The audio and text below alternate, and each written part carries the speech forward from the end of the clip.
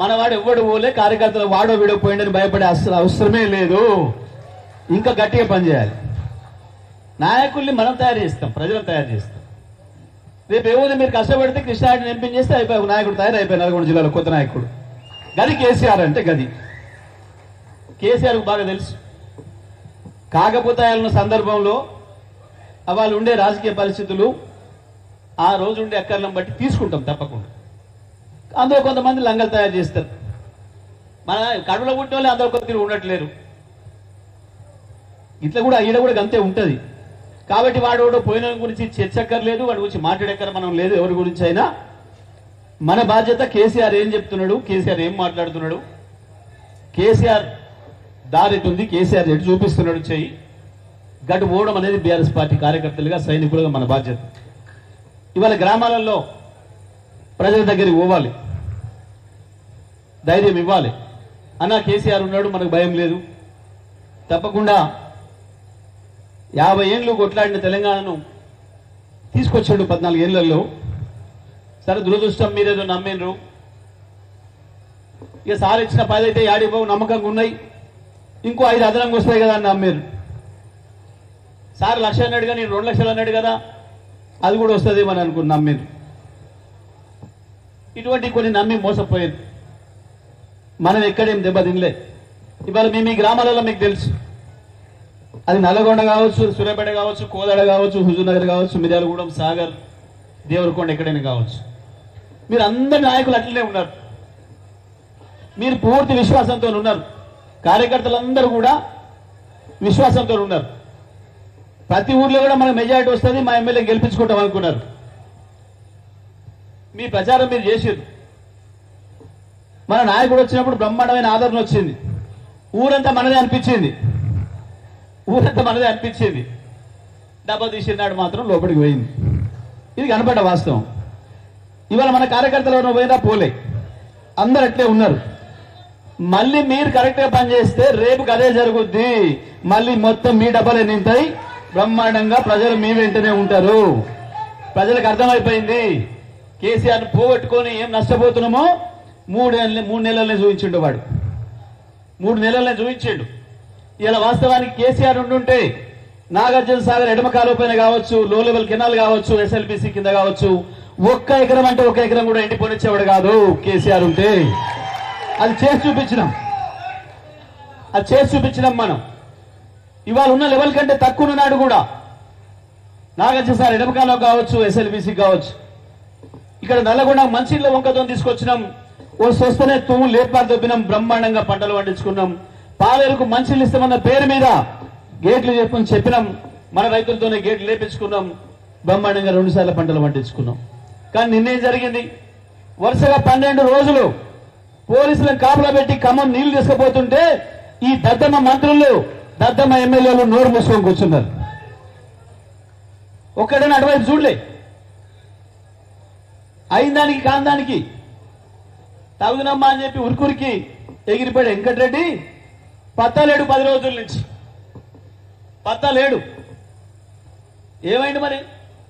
అంతకుముందు 100 రోజులు రోజు పేపర్లు కనబడేది ఏదో ఒకటి వచ్చింది మాట్లాడి. ఈ మధ్యన ఇంగ్లీష్ కూడా నేర్చుకుంటూ మాట్లాడుతున్నాడు. రేవంత్ మాట్లాడతాడా, నేను మాట్లాడలేదా అని ఆ పనిలో పడ్డాడు. ఏమైంది మరి? ఎందుకు రావట్లే? ఎందుకో ఉరకాడు కాలకట్ట మీదకి, నాగరిసారి కాలకట్ట మీదకి ఎందుకో పోడు. నేను మాట్లాడియాలని ప్రయత్నం చేసిన. నేను జనరల్ గా మాట్లాడిన భాష కూడా పదాలు కూడా ఉపయోగించి మాట్లాడినా. వెంకరెడ్డికి లావు దడుస్తున్నా ఎందుకు, పొమ్మంటే కట్ట మీదకి ఓడేందుకు అని కూడా అడిగినా సపోర్ట్ చేస్తలేడు. తేలుగుట్టిన దొంగ లెక్క ఇట్లా పడుకొని బయటకు వెళ్తలేడు. ఎందుకు వెళ్తలేడు? ప్రజలు చెప్పులతో రెడీగా ఉన్నారు, రైతులు చెప్పులు తీసుకొని రెడీగా ఉన్నారు. ఏ చెప్పుతోనైతే కొట్టమన్నవా నువ్వు, ఆ చెప్పులు తీసుకొని ప్రజలు రెడీగా ఉన్నారు. ఇవాళ లక్షలాది మంది.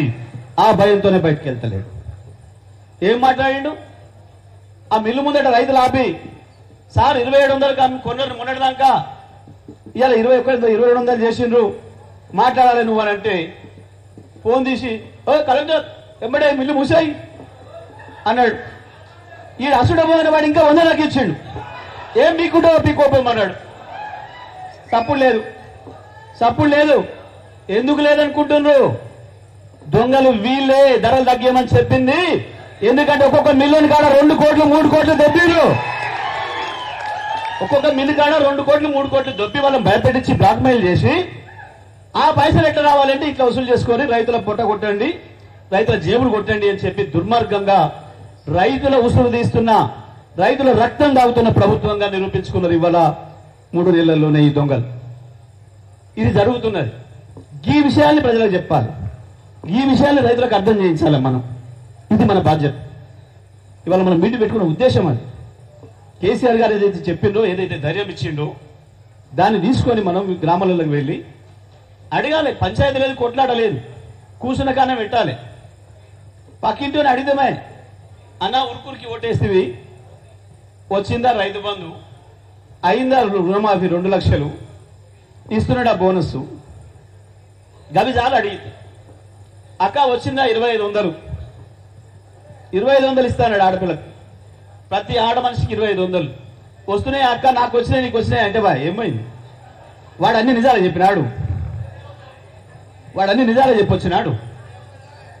చెప్పాలి, మీరు తప్పకుండా చెప్పి తీరాలి, అడగాలి. అక్క నాకు వచ్చింది, నాకు అప్లికేషన్ తీసుకుపోయి 2500 ఇస్తాను, నీకు కూడా వచ్చిందని పక్కింటి అడిగితే అయ్యే పాయ్, ఆమె ఇంకా 10 మందిని అడుగుతుంది. పాయ పంచాయతీ వస్తూనే ఉంటుంది, పుడుతుంది, గానే పుడుతుంది, మరి ఆడ పుడుతుంది. గట్టనే చేయాలి. ఏం జరిగింది? వ్యవసాయ కూలీలకు నెలకు సంవత్సరానికి 12,000 ఇస్తా అన్నాడు. పోవాలి, ఇప్పుడు జరుగుతుంది. వ్యవసాయ కూలీ పోతున్నారు, ఎన్ఆర్జీఎస్ పనిలో పోతున్నారు. ఆడికే పోయి కూర్చోవాలి మనం కూడా. ఏమైందన్నా 12,000 ఏమైనా తీసుకురా నీకు ఆయుధం, 12,000 ఇస్తున్నాడు కదా, ఏమైంది? గదే మాట్లాడాలి. పెళ్ళైన వాళ్ళు ఇంటికి పోయి బంగారం ఏదని అడగాలి, తులం బంగారం పంపిస్తే కనుక రేవంత్ రెడ్డి మీ ఇంట్లో పెట్టుకున్నాడు కదా, బంగారం చూపించమని అడగాలి. తులం బంగారం ఇవ్వాలి కదా. కేసీఆర్ 1,00,000 ఇస్తుండు, నేను ఇంకా తులం ఇస్తే అదనంగా అన్నాడు కదా, వచ్చిందా తులం? ఇదే అడగాలి. మనం మాట్లాడుకోవడం కాదు, మనం సోషల్ మీడియాలో మన వాట్సాప్ మనం చూసుకోవడం కాదు. ప్రజల వాట్సాప్లకు పోండి, ప్రజల హృదయాలకు పోండి, ప్రజలను అడగండి. వాస్తవాలు అడగాల్సిన డిమాండ్లు, కాంగ్రెస్ మేనిఫెస్టో కాగితాలు ఉంటాయి, తీసుకొని పోండి. గవి మాత్రమే అడగండి చాలు. పంచాయతీ లేదు, వాడు జెండా పట్టుకొని ఉరికేతో పంచాయతీ కొట్లాడక్కర్లేదు. మనదంతా ప్రజల వైపు, మనదంతా ప్రజల గురించే. కేసీఆర్ చెప్పిన ప్రతి మాటను ప్రజలకు తీసుకుపోవడమే మనం చేయాల్సిన పని. తప్పకుండా ప్రజలు మీ వెంటనే వస్తారు. తప్పకుండా కేసీఆర్ అవసరమేందో ప్రజలకు తొందరగా తేలిపోయింది. ప్రపంచంలో ఇంత తొందరగా ఫెయిల్ అయిన ప్రభుత్వం ఎక్కడ కూడా లేదు. మొదటిసారి ఇదే ప్రభుత్వం ఓ దుర్మార్గ ప్రభుత్వం తెచ్చుకున్నారు. రైతాంగం కూడా మాట్లాడుతున్నారు చాలా